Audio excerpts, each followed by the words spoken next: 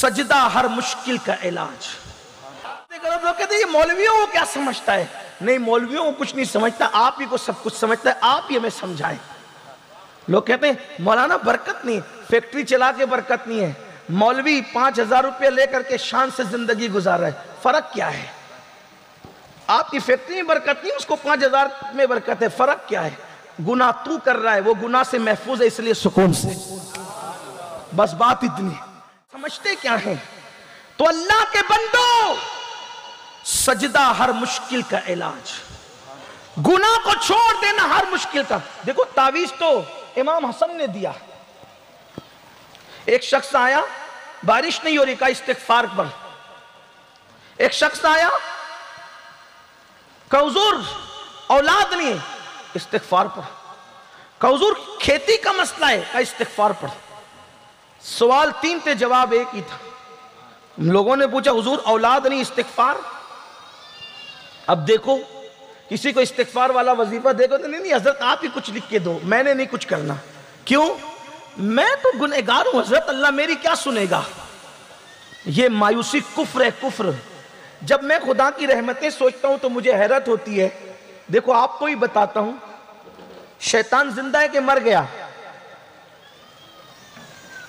کچھ معلوم بھی ہے؟ بولو نا بھائی، جو علم ہے بولو تو صحیح، ہے کہ مر گیا؟ ارے مر جاتا تو اتنے فتنے کیوں ہوتے؟ پھر مجھے نماز کی تقریر کی ضرورت کیوں پڑتی؟ صلح سپاٹے کی ضرورت کیوں پڑتی لوگوں کو؟ شیطان ہے کہ مر گیا؟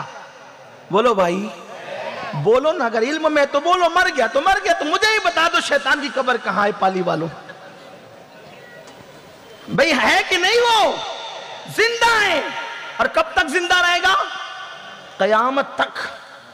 کیوں زندہ رہے گا قیامت تک؟ کیوں؟ اللہ کے نزدیک شیطان سے بڑھ کے کوئی مردود ہے؟ بولو نہیں ہے. پھر کیوں زندہ رہے گا؟ زندگی کس نے دی؟ بولو. بولنا پڑے گا، بارش کا اثر ہونے نہیں دیں گے. بولیے. شیطان کو زندگی کس نے دی قیامت تک؟ اللہ نے. کیوں دی؟ جب اس پہ لعنت کا توق ڈال کر اس کو بھگایا جا رہا تھا اور شیطان نے کہا تھا مولا مجھے تو لعنتی تو قرار دے رہا ہے، لیکن میری بھی ایک فریاد سن لے کہ مجھے قیامت تک مہلت دے، زندہ رکھ، زندہ رکھ قیامت تک. میرے اللہ نے کہا جا تجھے زندگی دی. تو اب اس اللہ سے میں کیوں نہ مانگوں جو شیطان جیسے مردود کی فریاد رد نہیں کرتا؟ میں تو اس کے محبوب کا امتی ہوں. کیوں مانگتے نہیں؟ شیطان نے مانگا نا، ملا کہ نہیں ملا؟ جو خدا شیطان کو دے، ذرا سوچو تو صحیح، جو خدا شیطان کو دے اس کو دی، اور کتنی بڑی مہلت دی، قیامت تک زندگی دی. آپ کیا سمجھ رہے ہو خدا کی رحمتوں کو؟ ہم نے خدا کی قدر نہیں کی. وما قدر اللہ حق قدری، تم نے اللہ کی وہ قدر نہیں کی جو قدر کرنے کا حق تھا. ہر ایرے گہرے نتو خیرے کے پاس گئے، کبھی اس کی چوکھٹ پہ تو آؤ.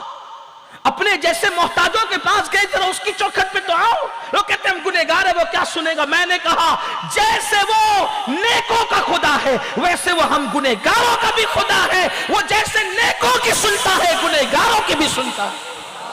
بلکہ ہمارے صوفیہ تو یہاں تک فرماتے ہیں جب نیک کہتے یا اللہ تو ایک بار کہتا ہے لبیک یا عبدی، اور جب مجرم اور گنہگار کہتے ہیں یا اللہ تو 3 بار کہتا ہے لبیک یا عبدی، لبیک یا عبدی، لبیک یا عبدی. فرشتے کہتے ہیں نیک پر 1 بار اور گنہگاروں پہ 3 بار.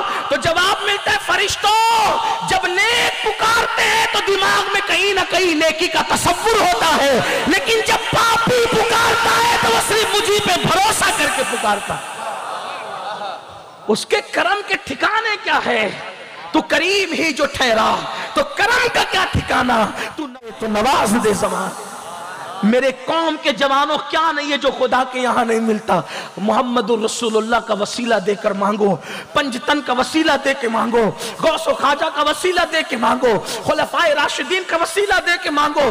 ہمارے پاس خدا نے کتنے مضبوط وسیلے دیے ہیں، اور اپنے دماغ سے یہ نکال دو کسی نے کچھ کیا ہے. ہاں 2-3% کو کچھ مسائل ہو جاتے ہیں، لیکن زیادہ تر جو کچھ ہمارے گناہ کی وجہ سے ہے، جو کچھ ہمارے جرائم کی وجہ سے ہے. امام حسن سے پوچھا گیا حضرت اولاد نہیں تھی، آپ نے استغفار پڑھنے کے لیے کہا، بارش نہیں ہو رہی تھی، آپ نے استغفار پڑھنے کے لیے کہا، کھیتی کا مسئلہ تھا، آپ نے استغفار پڑھنے کے لیے کہا، تو آپ نے فرمایا کیا تو نے قرآن نہیں پڑھا؟ اللہ فرماتا ہے جب تم اللہ کی بارگاہ میں استغفار کرو گے تو اللہ تمہیں معاف کر دے گا۔ اللہ اکبر۔ پھر فرمایا جب تم توبہ کرو گے تو اللہ سراٹے کی بارش نازل فرمائے گا، اور جب تم استغفار کرو گے اللہ تمہیں اچھی اولاد عطا کرے گا اور وہ تمہاری کھیتیوں کو ہرا کر دے گا۔ استغفار کی برکت یہ ہے، توبہ کی برکت یہ ہے۔ میرے آقا فرماتے سید المعصومین ایک دن میں 70 مرتبہ میں خود استغفار کرتا ہوں۔